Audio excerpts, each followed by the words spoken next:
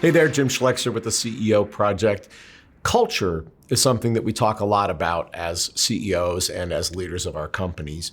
But it turns out that there are a couple of tools that we generally ignore when we're trying to build culture and maintain culture. And those are stories and symbols. So let me talk about each of those and how they can contribute to you managing your culture.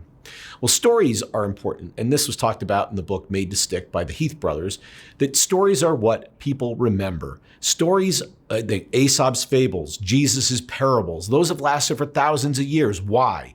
Because people remember stories. They don't remember PowerPoint presentations and bullet points, they remember stories.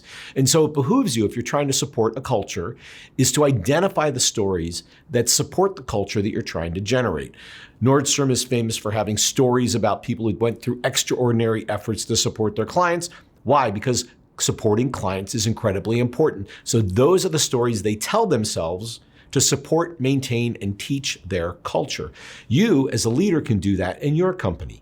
When somebody does something that is really aligned with your values, they're driving overnight to deliver to a customer or whatever, or an extraordinary project to take cost out of your business, whatever the thing that is part of your culture that you want maintained and supported, figure out a way to tell a story about that person. And the next time you're in front of your group, lead with the story. Talk about how Bob, Sally, Juan did this amazing thing and how they're incredible employees and they demonstrate our values. You'll be amazed. People will realize, gee, if I want to get recognized, I need to do more things like that. And that's how you drive culture.